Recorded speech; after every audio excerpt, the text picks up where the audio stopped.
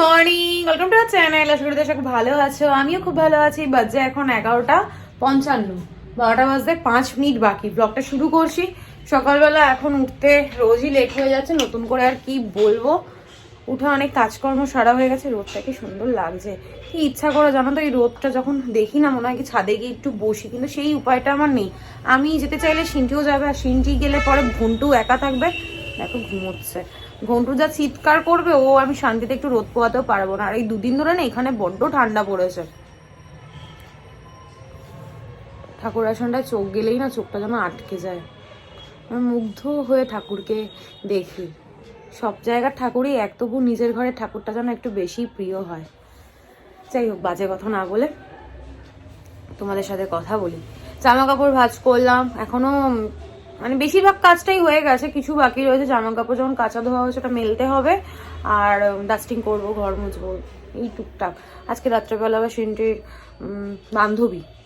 বান্ধবীর বার্থডেতে যাব, সেই গিফট কিনতে যেতে হবে। গিফট যদিও আমিও কিনতে যাবো না, অতনুকে বলেছে ওই নিয়ে আসবে। এবার আমি তো চিনি না, জানি না। প্রথমত দেখো, আমার একটা আনকমফোর্টেবল ফিল এখন থেকেই হচ্ছে যে কাউকে চিনি না, জানি না, একটা ফোনের থ্রুতে পরিচয়। কিন্তু অনেকবার করে আজকে সকালবেলাও বলছে আমি লাইভ লোকেশন পাঠিয়ে দিচ্ছি, তুমি কিন্তু প্লিজ দেবদূতাকে নিয়ে এসো। এবার এতবার করে যদি কেউ রিকোয়েস্ট করে না, সেটাকে আমি আর ফিরিয়ে দিতে পারি না। ভেবেছিলাম প্রথমে, জানো তো, সত্যি কথা বলতে, যে আমি যাব না, যে একটা আননোন জায়গা, যদি অতনু যেত তাও নয়, ঠিক ছিল, ও তো যাবেও না। এবার এতটা আনকমফোর্টেবল লাগছে যে আমি প্রথমত জায়গাটা চিনি না, তারপর মানুষজনগুলোকে চিনি না। ওই জন্য ভাবছি একটা টোটো বুক করে চলে যাব, কারণ যদি ফেরার সময় কিছু না পাই, কে নিয়ে আসবে? এটাই হচ্ছে সমস্যা, জানো তো।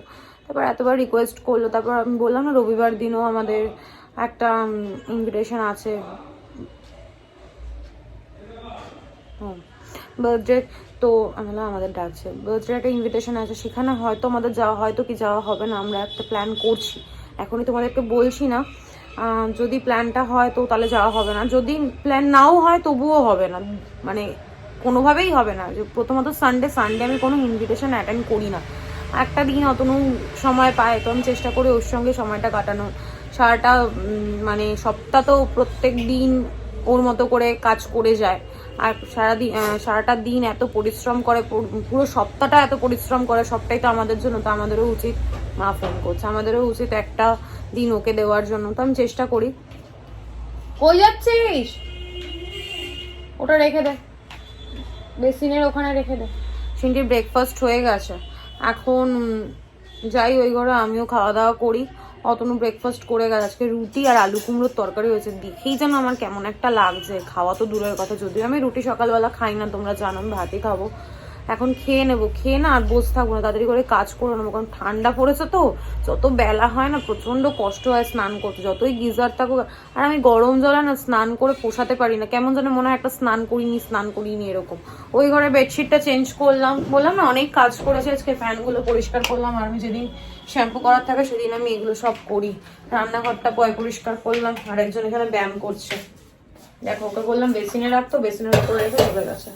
এই যে সব পরিষ্কার করেছি, খাবার দাবার গোছানো হয়ে গেছে, ঘুমটিকে বেঁধে রাখা হয়েছে। অনেকেই ভাবতে পারো যে ওকে কেন বেঁধে রাখা হয়। ওকে বেঁধে এই কারণেই রেখেছি, দিদি কাজ করছিল এতক্ষণ, দিদিকে না একটু ডিস্টার্ব করে। এখন খুলে দেবো, সারাক্ষণই তোমরা ভিডিওতে দেখো যে ও ছাড়াও থাকে, তো ওকে খুলেই রাখা হয়। বেশিরভাগ সময়ই ওকে খুলে রাখা হয়, খুব কম সময়ের জন্যই ওকে বাঁধা হয়। আমি সত্যি কথা বলতে ভুলে গেছি, এখন ওকে খুলে দিতে হবে। এই যে পেডিয়াশিওরটা এখানে করে রেখেছি, খেয়ে নিবে। মুখটা দেখো হনুমানের মতো ফুলিয়ে রেখে দিয়েছে। আচ্ছা খাও। এখন জামা কাপড়গুলো একটু নেড়ে ছেড়ে দেবো, যদিও একটু কিছুক্ষণ আগেই মেলেছি। এই জামাটা থেকে না প্রচন্ড জল পড়ছে, সিনথেটিক টাইপের তো। তোমার কি বলতো, জলটা না পুরো নিংড়ে বের করা যাচ্ছে না, জল রয়েই যাচ্ছে। পোকোকে খেতে দিয়ে দিয়েছি। পোকো না এত দুষ্টু, যাই খেতে দিই খাওয়ারের বাটি উল্টে দেয়। তাই আজকে দুজনকে দুরকম দিয়েছে, একজনকে পেয়ারা আর একজনকে ছোলা দিয়েছি, মানে বাটিতে দুরকম দিয়েছি। এবার কে কোনটা খাবে? পোকোটা বেশ খাওয়া দাওয়া করে, পোকোটা খেতে চায় না, কেন চায় না আদৌ জানি না। এই যে বেডশিট চেঞ্জ করেছি, ও স্নান টান হয়ে গেছে, সব হয়ে গেছে কমপ্লিট। আমার কাজগুলো আমাকে করতে হবে। এই রোজকার রুটিনটাই কেন জানি না আমার ভালো লাগে না, বাদ বাকি সব ভালো লাগে। ঘুরতে যাওয়া, খাওয়া, গল্প করা সব কিছু ভালো লাগে, কিন্তু এই রুটিন যে ওঠো, ঘর মোছো, পরিষ্কার করো, স্নান করো, স্নানটা তো মেনে নিলাম যে নিজেকে পরিষ্কার থাকতে গেলে ওটা করতেই হবে, ওটা ম্যান্ডেটরি, কিন্তু এই যে কাজকর্মগুলো আমার ভালো লাগে না। সকালবেলা উঠলাম, উঠে ব্রাশ করলাম, ফ্রেশ হলাম, কিছু খাওয়া দাওয়া করলাম, কিছুক্ষণ টিভি দেখলাম, ফোন ঘাটলাম, তারপর আবার একটুখানি স্নান টান করে ফ্রেশ আবার খেয়ে দিয়ে শুয়ে পড়লাম, আবার একটুখানি সন্ধ্যাবেলা ঘুরতে ফুরতে বেরোলাম, আবার খেয়ে দিয়ে শুয়ে পড়লাম। এরকম যদি জীবনটা হতো খুব ভালো হতো, তাহলে পুরো আলুর বস্তা হয়ে যেত। কোনো কাজকর্ম যদি না করতো, শরীরটা যদি মানে ওরকম খাওয়ার তো তাহলে পুরো আলুর বস্তা।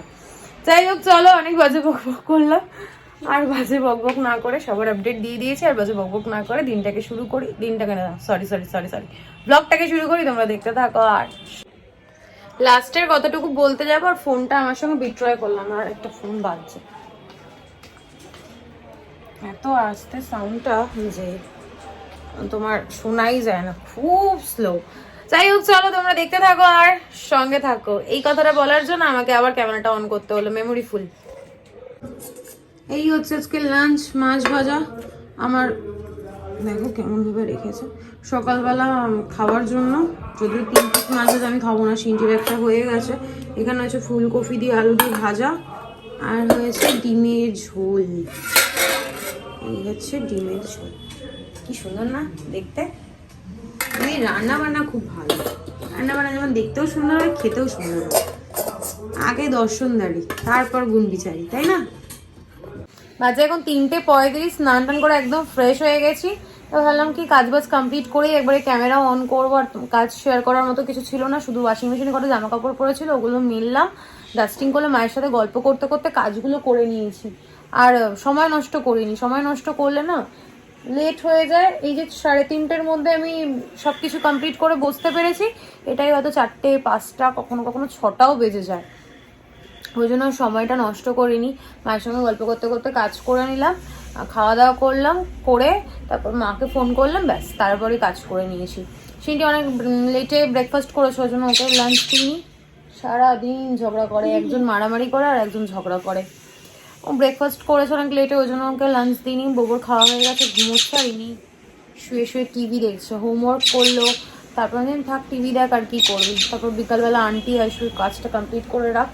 অতনু চলে এসছে, ও স্নান করে পুজো দিয়ে সিনটি আরও একসাথে খেয়ে নেবে। আমার তো খাওয়া হয়ে গেছে, আর খাওয়া দাওয়ার কোনো গল্পই নেই। আমি এখন একটু রেস্ট নেবো। তো ভাবলাম তোমাদের সাথে একটু কথা বলে, ভাবছি কালকে মেলা থেকে যে জিনিসগুলো কিনেছে সেগুলো তোমাদেরকে একবার দেখিয়ে দিই।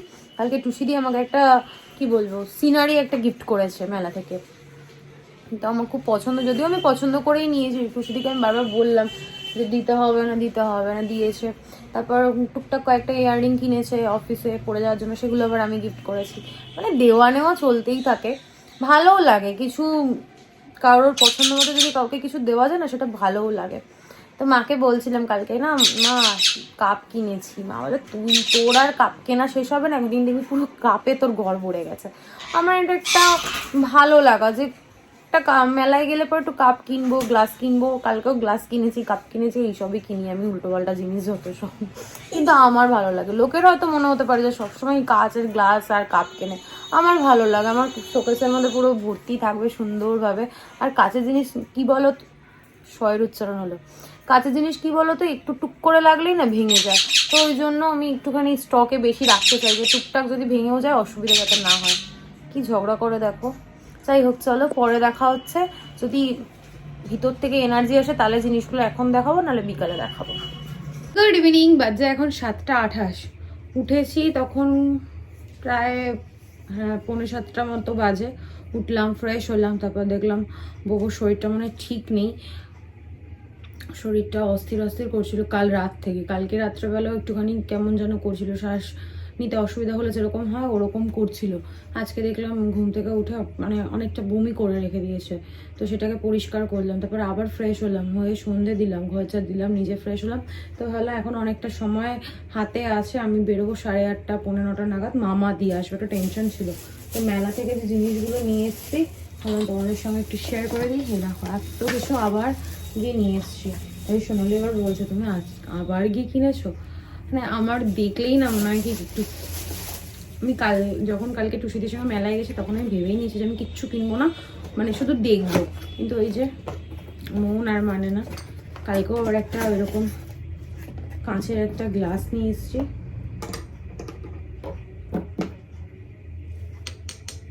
এটার পাইপটাও আবার কাঁচের দিয়েছে। আমাদের যেগুলো ছিল ওগুলো না সিলিকনের ছিল, এটা স্ট্রটাও তোমার কাঁচের। এই যে একটা এরকম লেদার দেওয়া রয়েছে। একটা সাদা নিয়েছিলাম আমি, ছোট এক ওই গুড মর্নিং লেখা এমএল ছিল। তো এই যে গ্লাসটা, একটা স্ট্র, আর এই হচ্ছে লেদার দেওয়া গ্লাসটা। এবার ঠিক আছে, এই যে এটা নিয়েছি। দাঁড়াও, কাঁচের তো আলাদা করে রেখে দিই, নাহলে আবার উড়ে ছড়ে গেলেই।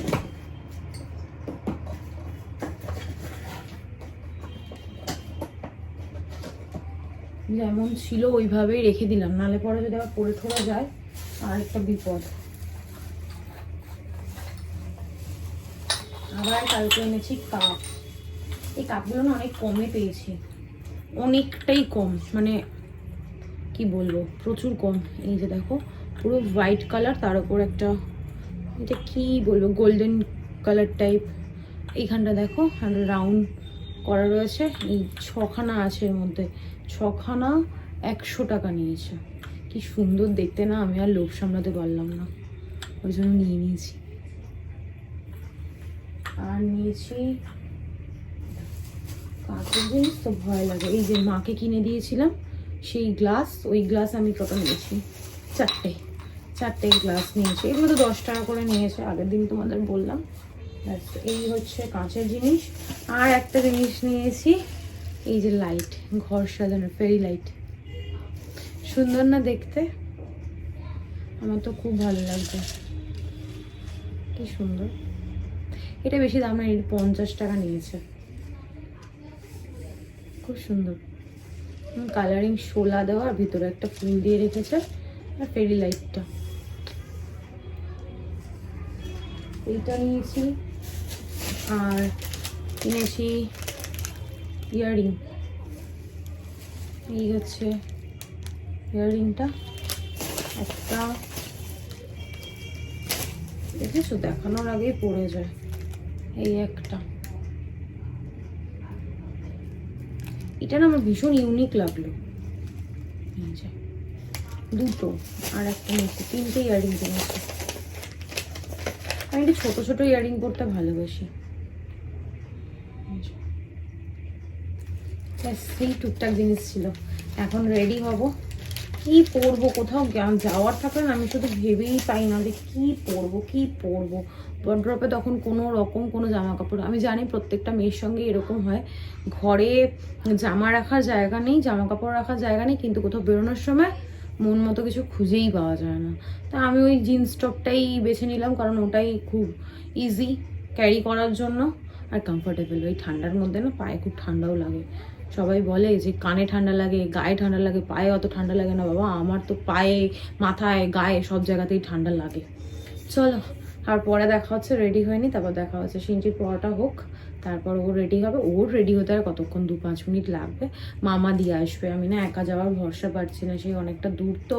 আর আমি সত্যি কথা বলতে একা একা কোথাও যাই না, তো সেই কারণে আমার সেই ভরসাটা হচ্ছে না। ওই জন্য অতনুকে বললাম, তুমি তাহলে একটু মামাকে বলো, মামা যাতে আমাকে দিয়ে আসে।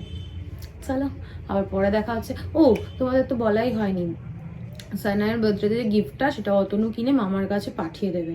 অতনুকে বললাম যে সানায়া নাকি বাবুর কাছে বলেছে একটা ওয়াটার বোতল দিতে। তো বাচ্চা মানুষ তো, এবার মানে দেবাদ্রিতাকে বলছে, আমার মেয়েকে বলছে, দেবাদ্রিতা আমাকে না হ্যাপি বার্থডেতে একটা ওয়াটার বোতল দিস। আমি বলছি ঠিক আছে, তুমি তাহলে সেটাই কিনে দিও, আর একটা সঙ্গে চকলেট পাঠিয়ে দিও। তো এখন ও কী করবে জানি না, ওকে তো বললাম তাই দিতে। এখন দেখি মামা যখন আমাকে দিতে যাবে তখন একবারে নিয়ে আসবে, তখন তো র্যাপ করা থাকবে, আমি তোমাদেরকে আর দেখাতে পারবো না, বাট বলে দিলাম। আজকে এখন 8:25, তাড়াহুড়ো করে রেডি হলাম, বারবার করে ফোন করেছে। সিনটিও রেডি, আমিও রেডি। হাতের সামনে আর কোনো সোয়েটার পাইনি, যেই সোয়েটারটা পরে কদিন ধরে ঘুরছি সেটাই গলিয়ে নিচে। চলো, মামা ওয়েট করছে, এখন বেরোনো যাক। ঘন্টুকে রেখে দিলাম, চল বেড়াই। মামা দিয়ে আসছে, এত ঠান্ডা আজকে বাইরে, বাপরে বাবা। তাই সিন্ধিকে বলছি, বাবা সিন্ধি কত দূর রে, কাছাকাছি, বাড়ির কাছাকাছি বন্ধু এলো না। কতবার ফোন করতে, আর যদি প্ল্যানটা ক্যান্সেল করতাম, ধরো নাই যেতাম, তাহলে কি এটা প্রেস্টিজের ব্যাপার। কিন্তু চুলগুলো কীভাবে উঠছে।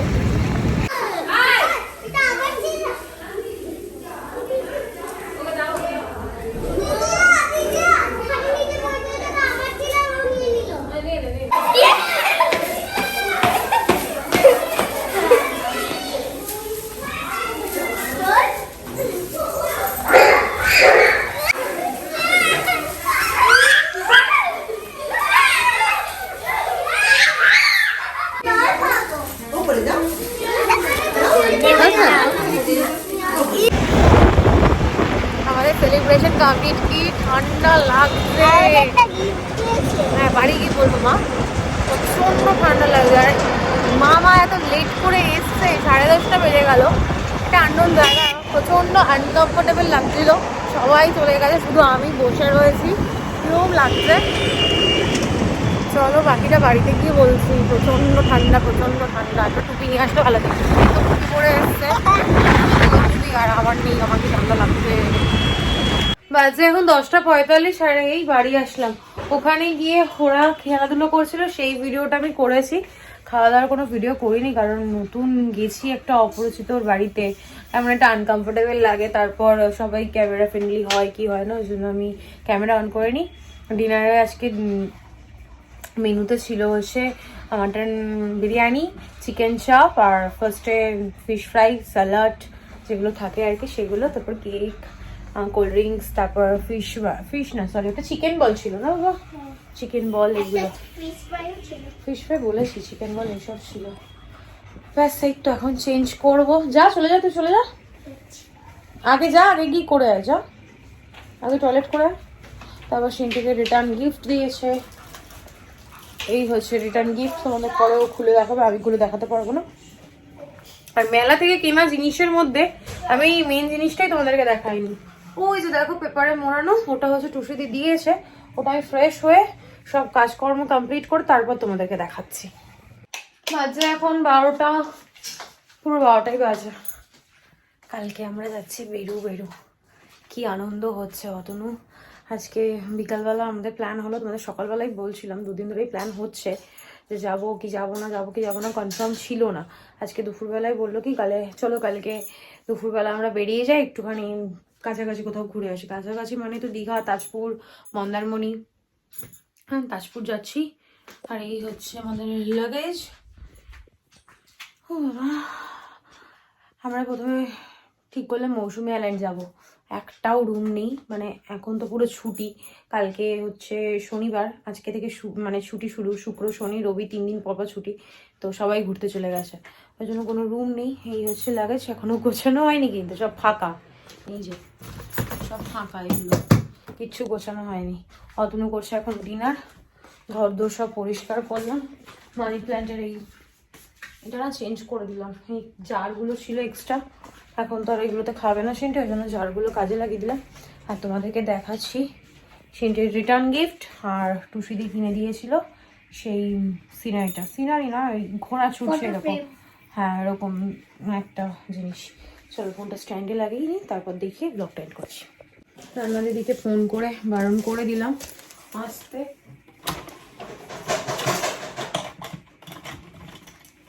আজকে দুপুরবেলা যা রান্না বান্না হয়েছে, তোমাদের তো বললাম যে জন্মদিন বাড়ি যাবো কিনা ঠিক নেই। তারপর এতবার করে ফোন করছে, অতনু দুবেলারই রান্না বান্না করিয়েছে দিদিকে দিয়ে। তো ওই জন্য যা আছে কালকে আমাদের হয়ে যাবে।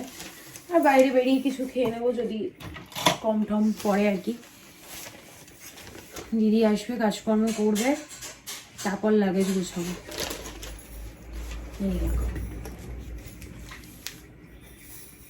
সুন্দর হয়েছে।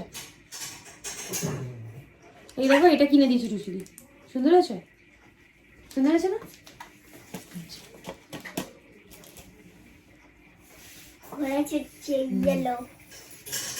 খুব ভালো নাকি এটা ঘরে রাখা, জানি না আমি, যদিও। আয় তাড়াতাড়ি তুই তোর বন্ধুর রিটার্ন গিফটটা কর। দেবাদ্রিতা,